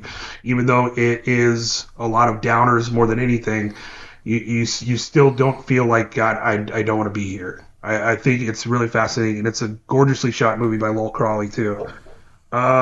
And number 1 is the same as Marcelo. It's The Substance. I've seen it a few times as well, and the thing that fascinates me most about it is how it doesn't hold back anything. It doesn't make you think it's something it's not. It's based forward in what it does, what it's trying to accomplish. The mentalities of both Elizabeth and Sue, even though they're one. It's kind of like the argument you have with yourself about, body dysmorphia and things like that. And it's just a fascinating, visceral approach to everything. And, everything that like kind of happens in the third act, and just everything kind of goes gonzo, but at the same time, it does it for its own purpose. It's not just doing it to be like, hey, we should have really something messed up here. It's like, no, we're still going to put this point across just in a bigger way. And then by the end, she's literally nothing but a pretty face. I mean, in the final shot. And so It's driving everything home brick by brick, line by line, and Farjat's screenplay keeps everything in a tight space to where it needs to be, and makes everything not feel so derivative, but it has some claustrophobia to it. It has some discomfort to it. And she's 2 for 2 now on creeps, like in the extreme close-ups as they eat like weird shit. Because she did the same thing in Revenge with the guy in the candy bar.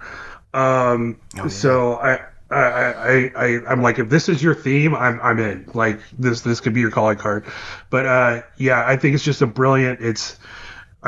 The Substance and Nickel Boys were like 1A and 1B for me this year with regards to my favorite films of the year.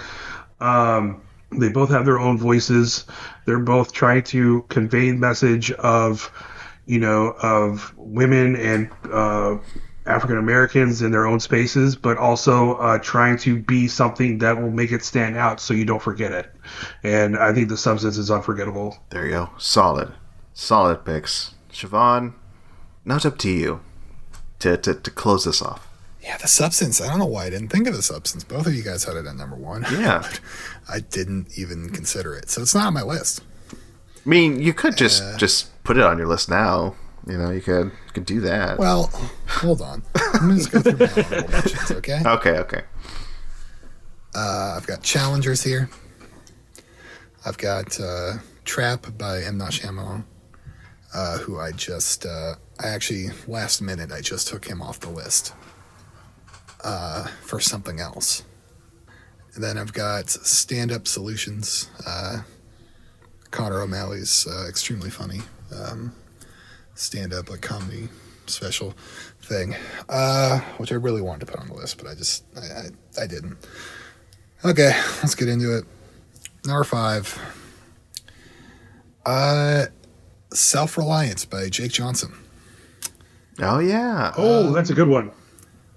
Yeah, I believe this is his first written film and directed film, and star film, like not his first starring film, but not one of not many. It's a charming movie. It's a really charming movie with an interesting premise. That he signs up. He's a bored, depressed guy who signs up for a contest thing where he's going to be hunted for death by this shadow group of people that he does not know. And he has to live for, I forget how long, a month, a few weeks. But he finds a loophole that if he's near somebody, he will not get killed. So he has to, so he basically decides he's going to wait out the time by finding somebody to be with 24/7. And he ends up finding Anna Kendrick, and the two who says that she's in the same situation. The two hang out together all the time and kind of build this relationship in a weird way. It's like kind of friendly, kind of a little bit more. You don't ever really know. And it's got some funny stuff in it, some cute stuff. And it all kind of happens unexpectedly. Like nothing about this feels really obvious. I know why he pursued to get this made for so many years. He originally wanted it to be a TV show, and I still think it would have been better as a TV show. But I don't know, just nothing turns out how you'd expect it to, and it's really it's a clever movie. It's a cute movie. Number 4, Colin Cairns and Cameron Cairns. That's right, Marcelo, the one you were too afraid to put on your list. Oh, Late Night with the Devil. Wow, you're braver than I am. I thought it felt very authentic to 70s talk show dialogue and stuff. Plus how people back then talked, with the behind the scenes talk. And I think it's good. Number 3, Annie Baker wrote Janet Planet. This is so naturalistic, perfectly done. Naturalism. The kid feels like like a kid, like a precocious little kid. Janet, she feels like a perfect depressed mom that's still trying, and her relationship foils are relatable and sad and beautiful, and it's just it's a movie that doesn't do too much, and but it does everything it needs to do. Number 2, Sean Baker, Honora. Amazing character building, and ratcheting up the stakes until they're just this comical car crash of bullshit, which is just something he is so good at. With that and Red Rocket, and I really appreciate Sean Baker's dedication or obsession with telling sex worker stories, and how he keeps finding new ways to do that. They still feel centered around sex work, but they're not. But they're all come from a different perspective with different types of people, different types of really different characters. Clearly, he has a ton of respect for the profession, and I don't know. I love Sean Baker and his dialogue. I think he's fantastic. I shouldn't have been the one to end this. Number 1, Jonathan Abrams, Juror Number 2. Hey. I talked to my friend Matt after the real Matt C. After watching this movie, and he said that he wished that this was based off a book so he could go read it, and I felt the exact same way. This dialogue is just amazingly written, just fantastically done. The whole story, the story naturally unfolds beautifully. It asks these big questions so well, and then there's just tons of standout moments, really small character moments, like between Nicholas Hoult and Cedric Yarborough out on the bridge. That's going to be in my memory for a long time, and the tense deliberations in the jury room, and the quiet moments of Nicholas Hoult back at home with his wife. It nails a lot of different types of scenes. I don't know if that makes any sense. Whatever. I have not. It asks some big questions. I have not mulled a movie over in my head more from last year than this one. This one's kind of been always in my head, always on my mind. Juror Number 2 has, and that is my number 1. Those are my original screenplays of the year of our Lord 2024. Incredible, Siobhan. Slam. Oh my God. Dunk. Thanks so much. Slam dunk. I killed that. I need to rewatch Juror Number 2, because similarly, not to the extent as you, Siobhan, it stuck with me. So, but yeah, it's on Max now. Elise has been wanting to see it. She has not seen it. So, and I have. I think you mentioned we haven't talked about Juror Number 2 much on this show, right? Or at least you haven't gotten my full opinion. I've been putting it in every category I can. You have, but I haven't really talked about it, right? No, you haven't talked shit about it. All right, let's move on. All right, so that was the best original and best adapted screenplays. Those were our favorites. I think that's it. I think that closes the book. Siobhan, nothing else to talk about in regards to screenplay? Wait, what? Wait, what? Marcelo, we're not done. Wait. No, hey, Marcelo, we're not done here. Wait. We're not done here. Wait, what? What? Yeah, we do this every week. No, we don't. I think you should maybe write this down on a Post-it note or something near you, just so you remember. Kind of like memento stuff. Should I tattoo this on? Tattoo it my on chest? yourself. Yes, Yeah. that would work. Yeah. Maybe just on your wrists. Yeah. Do not believe his lies. Do not believe Siobhan's lies. We have a Discord, if you believe it. I mean, it's been previously mentioned, so I hope you believe it. But this is the talkfilmsociety.com/Discord, talkfilmsociety.com/Discord. I go into our Talk Awards channel, and I ask all of our lovely members in there if they want to give us their thoughts on the category of the week. I am tired. I don't know what I am. It's 2 p.m. It's nap time. Okay, so the first person to tell us their choices is friend of the site, Sam Shot First. Friend of the site, Sam Shot First. Sam, bang, Sam, bang. Sam Van Haren. Sam. Sam comes at us with his original screenplay picks. A Different Man, The Substance, Rebel Ridge. I need to see that. I have Netflix now. Challengers. And Love Lies Bleeding. Again, one you were too afraid to put on your list. I did not put that in my top 5. Maybe I should That have. was a good one, too. It was really good. His choices for adapted screenplay, I assume. Dune Part 2, Conclave, The Wild Robot, The First Omen, Hitman. Ooh. The First Omen is really interesting. So good. Like, I dug that movie when I watched it. I liked it a lot. And the same with the other nun movie from this year, nun horror movie. Immaculate.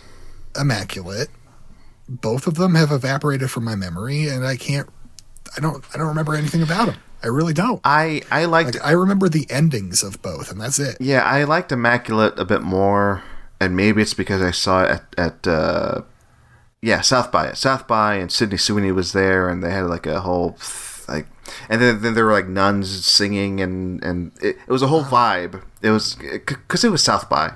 Like, sounds like a hell of a vibe. Yeah, but. I remember liking that more than The First Omen, but I'm kind of with you, Siobhan. They've kind of just disappeared. I would like to revisit them, though. I mean, yeah, me too. Because sorry, Jay, were you gonna say something? I was gonna say The First Omen had probably my favorite shot of the year, where she's standing in the corridor and it kind of pans over to make the candles look like the teeth of she's in the mouth of a demon.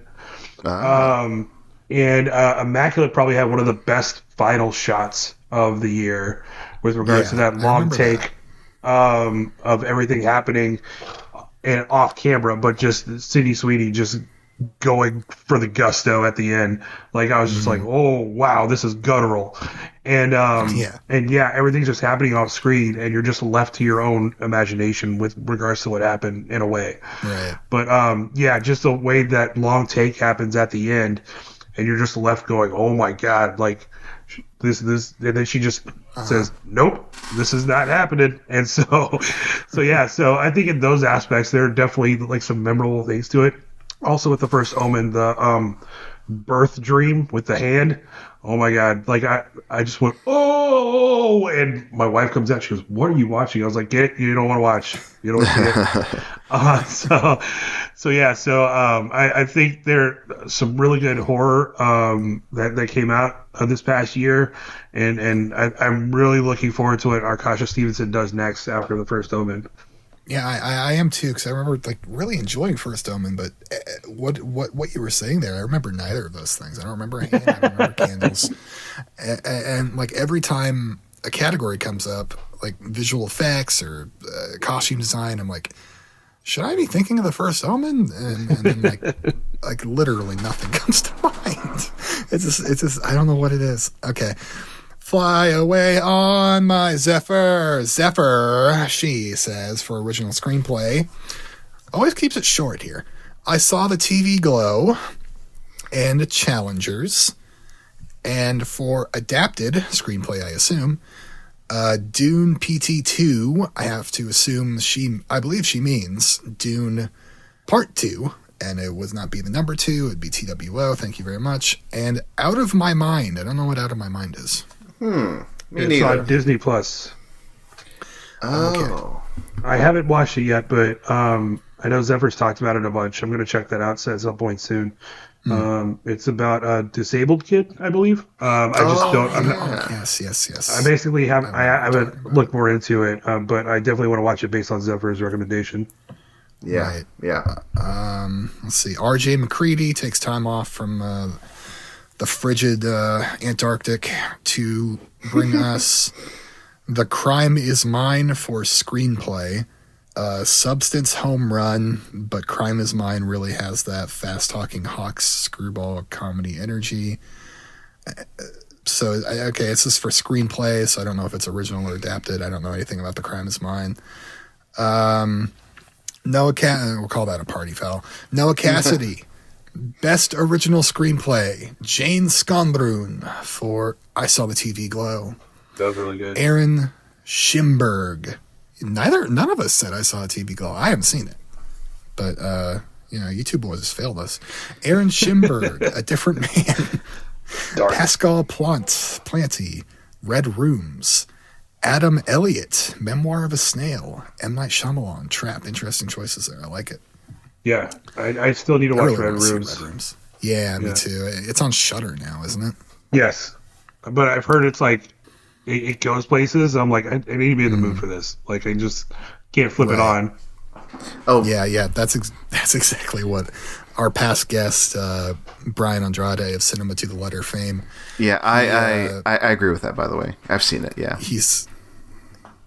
Oh, you have seen it? Yeah. I mentioned I talked about it when he was on the show. I don't think you did, Siobhan. But God damn he it! said it was like a very like you got to be in the mood for it. It's going to bring you down. Like maybe prepare a day for it. Even well, look, I'll say this about it without giving anything away. Really, and finally, you're going to talk about it. Much like Juror Number 2, it talks about extremely fucked up things without showing anything, really. It cuts away from things, but it will leave those images in your mind even if you haven't seen them.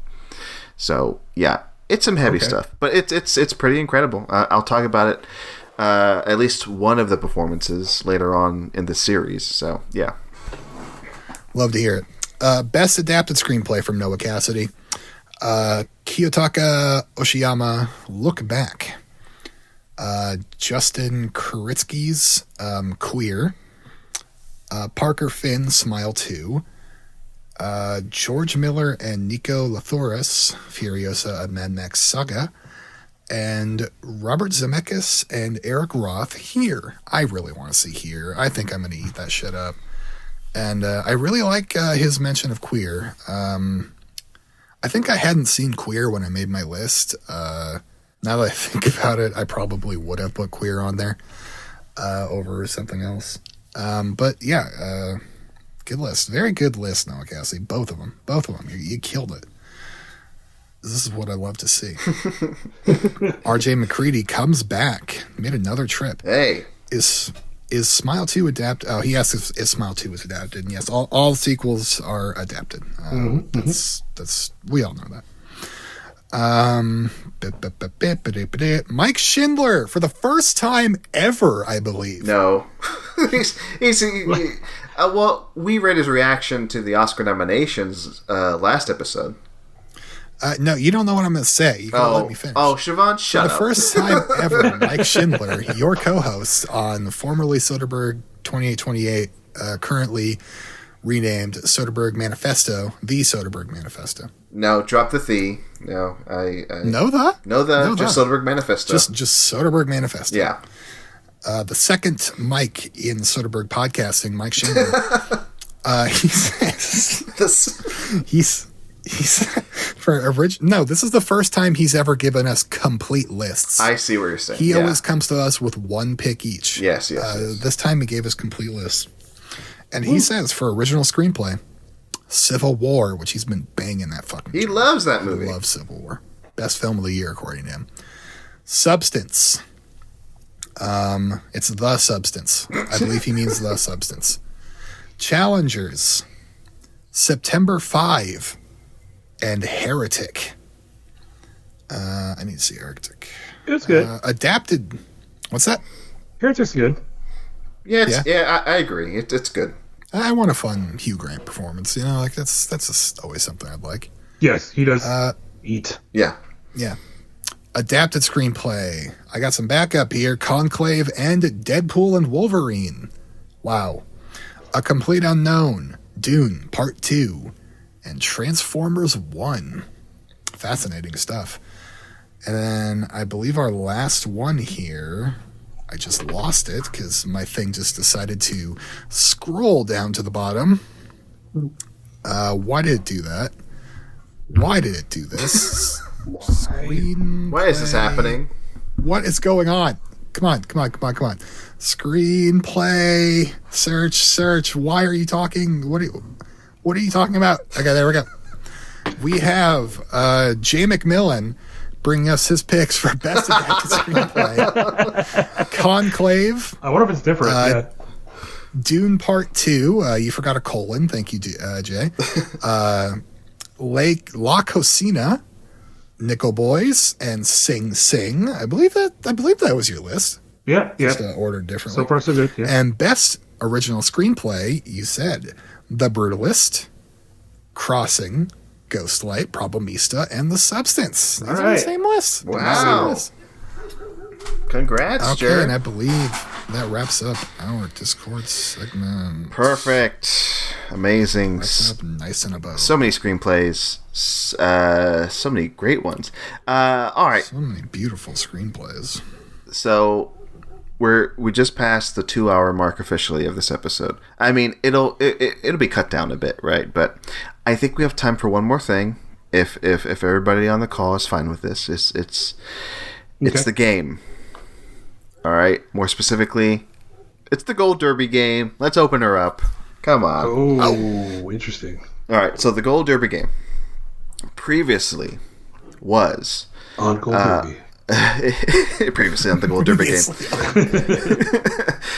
It used to be, I would quiz Siobhan what Gold Derby, and Gold Derby, for those who don't know, is a website in which experts or any Yahoo who has a Gold Derby account, they go in there, they go, oh, hey, I'm the expert now. They fill in who they think, before the nominations, they filled in who they thought would be nominated in every Oscar category. But now things are different. We know the nominees, so now these are ranked lists. Their number one is what they presume will win the Oscar, and they rank from there. So let's talk about the best adapted and best original screenplays. Siobhan, now this is different from before. Yep. You must rank these in order. Okay? In order. God. If trivia. If you mess it up, you don't get that point. Okay, so here we go. This is hard. Yeah. I pulled up a list of the 5. Okay, so not on Gold Derby. Okay, yeah, you have the 5. Just the 5. Okay, so that's not cheating, right? Now the brilliance of this on this episode is you have a phone a friend in Jared. I don't know if I should let just Jared help you, or if I don't know how the phone a friend works in this scenario. Yeah, can I? I'll phone you and I'll ask your opinion on one of these movies. Where do you think it should be? How about that? Yeah, sure. Just message me. Yeah. I'll just ask.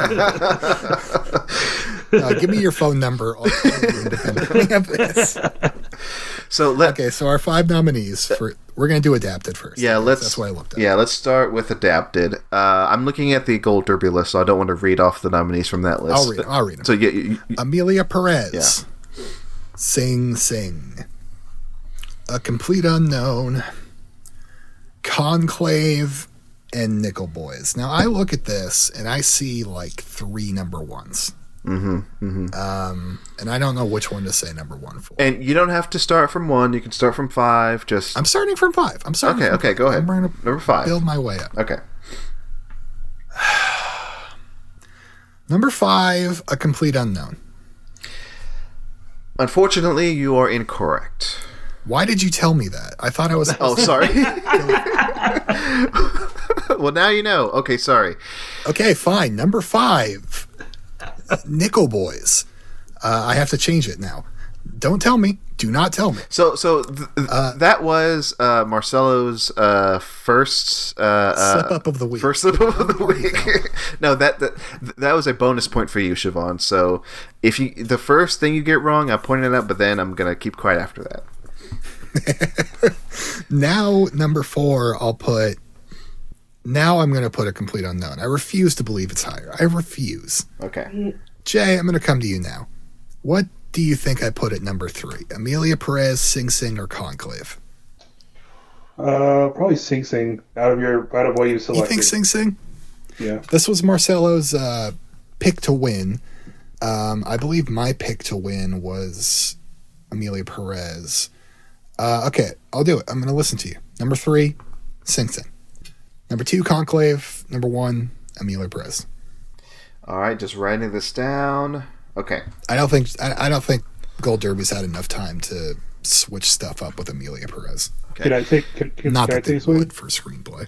Oh, Jared wants to take a swing. This is unprecedented. Oh yeah, hell yes. Yeah. Yes, this is it. No phone a friend. We're both making 5s. Okay. Yeah. Yes. Jared, go ahead.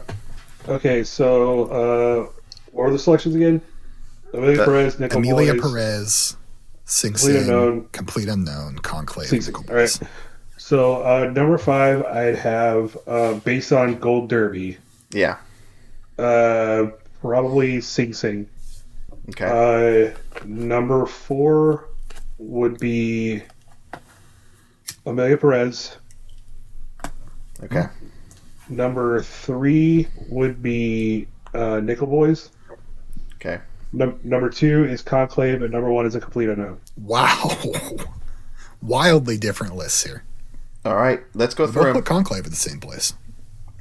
I've written both down, both listings, both rankings.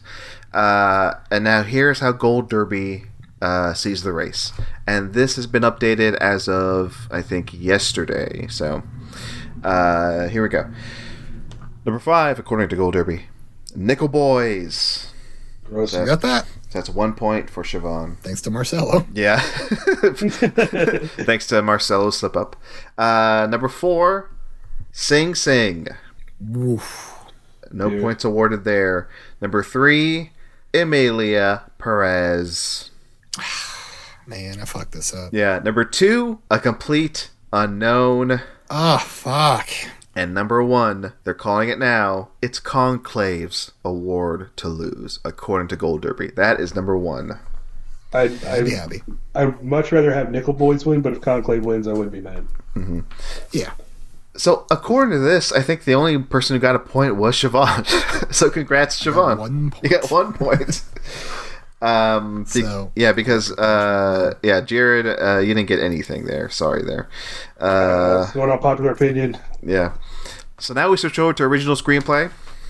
Okay. I've got them pulled up. I'll go ahead and read them out. And yes, just like last category, if you get one thing wrong, the first thing you get wrong, I will call out, thus giving you an advantage and also Jared an advantage. So. Okay, you're gonna do that for both. Yeah, for both. Yeah. No, well, just for you because then it will be known that movie is not at number 5. If you know what I'm saying. Okay. Right. Okay. Okay. Oh, if you know what I'm saying. If you know what I'm saying. Number 5. No. Okay. Not number 5. Here are the 5 choices. Yeah. A Real Pain, The Substance, September 5. So that, there's a hint right there. Honora, and The Brutalist. Okay. This is tough. Mm-hmm. I'm going to put number 5, The Substance. Incorrect. That's Marcelo's slip up for this category. So, yes. All right. Substance is in the top 4. Yeah. Okay. We both know that. All right. Number 5, September 5. I'm just going to go with it. Fate. September 5, it's 5th. Number 4, A Real Pain, even though that was my pick to win. Number 3, The Substance. Number 2, these two are hard. Number 2, Honora. Number 1, Brutalist. Jared, yeah. You want me to read them again? No, I got it. Okay. September 5th is my number 5. Number 4, I would have The Brutalist. Okay. Ooh. Number 3 would be Honora. Wow. Number 2, The Substance. Number 1, A Real Pain. Hey, you went with what I wanted to do. So if you win this, I'm not even going to be upset. So here we go. Here is what Gold Derby says as of this week, their ranking for best original screenplay. Number 5, September 5. All right, both got that. Both got a point. Number 4, A Real Pain. Oh. Okay. Is that what I said? Yeah. That is what you said, yeah. So 2 points, Siobhan. Okay. Number 3, The Substance. Okay. Okay. Dang. So Okay, I could run the table here. 3 points so far for Siobhan. 1 point for Jared. Well, she doesn't remember what she answered. No, I've written it down. So I was saying. Siobhan wrote down a Nora, number 2, The Brutalist, number 1. So let's see what Gold Derby says. Number 2, according to Gold Derby, is The Brutalist, and number 1, Nora. Oh, no. Dang. But hey, Siobhan still gets 3, and Jared gets 1. So, I mean, So what was the Gold Derby? Sean Baker gets the gold. Yeah, Sean Baker, according to Gold Derby, gets the gold. But yeah, there you go. Those are the rankings. That is the game. Good job, everybody. Good job. So that's more fun when we both get to play. Yeah, I didn't yeah. like the lifeline thing. Well, While I'm on here, I'm just saying. yeah, it works now. But imagine doing, predict all the nominees for like 2 people. That would have been a lot of work. But yeah. I don't know. Yeah, but listen, it works now. From now on, that's how it'll work when we have a guest on. So there you go. Jared, thanks for coming on. No, thanks for having me. I appreciate it. You were a great guest. You brought exactly what I was hoping. Yeah, fun time. Before we let you go, plugs. Where can the people listening find you online? Yeah, you can find me Twitter, Blue Sky at You Went to Jared. Right now, I'm just kind of pitching pieces everywhere, so we'll see if one sticks. But I'll make sure to publish. Also, go to freshfiction.tv. Even though I haven't really written there in a while, I still recommend the people that do write there: Travis Lemons, Cordy Howard, and just please go to that site. They do good work. Cordy also writes for Variety too every now and then. So, yeah, and I really appreciate y'all having me on anytime. Absolutely. There you go. Siobhan, anything? Plugs? At Junkblader, JUNKBLADER. I would also like to plug Marcelo and I do these commentaries every single month on the Patreon, patreon.com/talkfilmsociety. We do a monthly commentary. For January, we did The Departed. And a big success, great episode. And then we have another podcast. It's called Have a Nice Apodcalypse. It's about the film Southland Tales. Apodcalypse. It's like apocalypse with pod in there. Clever. I believe we're going to be having a new episode coming out soon. Yes. Yeah. And that'll be it. That'll be it for me. There you go. Yeah. As for me, I don't have much going on. Great. I'm kidding. Pop culture case study. I was on an episode talking Unsane. Yeah, let's see. Go back and listen to Stage to Screen with me and Elise Poston. Soderbergh Manifesto is coming back with 2 new episodes covering Full Circle and Command Z and Presence. What else? Yeah, like Siobhan said, the Patreon commentaries, those are fun. Support us on Patreon. The Talk Film Society Awards, talkfilmsociety.com/talkfilmsociety. No, that's not it. I was about to say it's late, but it's 2:26. It's not late. I've just been sitting here for too long. talkfilmsociety.com/TFS Awards. That's the link. And I think that covers it. Hey, the record party's coming back soon. All right. Jared, once again, thank you. Thank you. And Siobhan, let's close out the show with the thing we say at the end of all these shows. Yes. Hey. I'll see you at the Oscars. The Oscars. Nope. No. We never say that. I never say that. Okay, bye. I say I see you at the movies. No, I never say that. I say thank you for listening to the Soderbergh Show. No, I never say that. I say Richard Kelly should make more movies. I do say that. Goodbye.